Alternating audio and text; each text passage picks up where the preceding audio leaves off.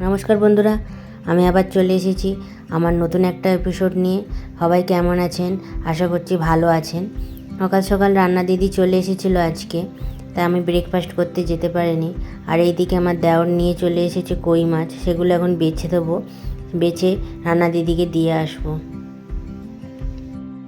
দিদি প্রায় রান্না চাপিয়ে দিয়েছে। কালকের যে কচুটা কেটে এনেছিলাম সেই কচুটা আজকে আমি রান্না করব। সে দিদি রান্না করা হয়ে যাক, তারপরে করব। দিদি রান্না করে চলে গেছে। এবার আমি কচুটার জন্য রসুন, পেঁয়াজ আর কাঁচা লঙ্কা মিক্সিতে পেস্ট করে নেব।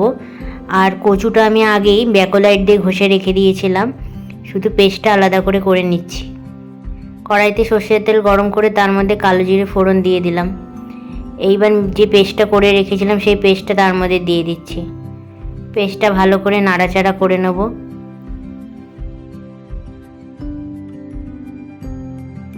ভালো করে মিক্স করে নিয়েছি। এবার আমি যে কচুটা ঘষে রেখেছিলাম সেই কচুটা তার মধ্যে দিয়ে দিচ্ছি।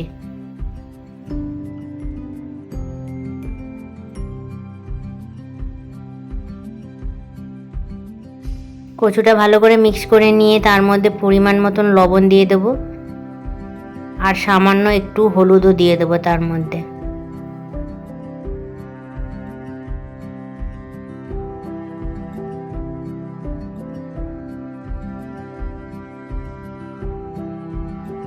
মিক্স হয়ে গেছে। এবার একটু সামান্য পরিমাণ জল দিয়ে আমি ঢেকে রেখে দেবো।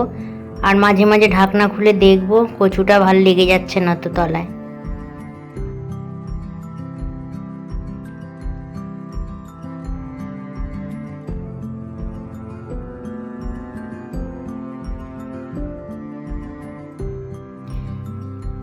আমি 2-3 বার ঢাকা খুলে দেখে নিয়েছি। এইবার কচুর জলটা অনেকটা শুকিয়ে গেছে।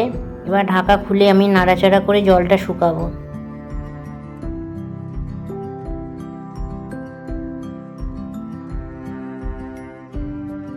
জলটা প্রায় শুকিয়ে এসেছে। আমি তার মধ্যে হাফ লেবু একটু দিয়ে দেবো যাতে গলা না চুলকায়।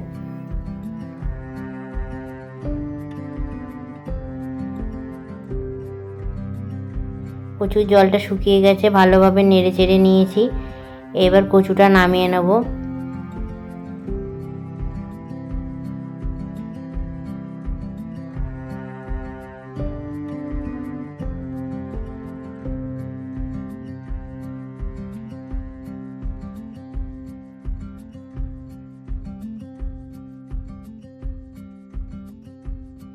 কচু আমাদের রেডি হয়ে গেছে।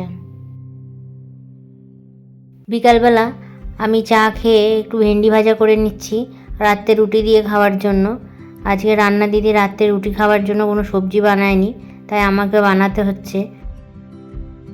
তা চলুন বন্ধুরা, আজকে আমার ব্লগ এখানেই শেষ করছি।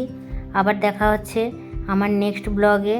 আর আপনারা সবাই ভালো থাকবেন, আর অবশ্যই শেয়ার করে দেবেন বেশি বেশি করে।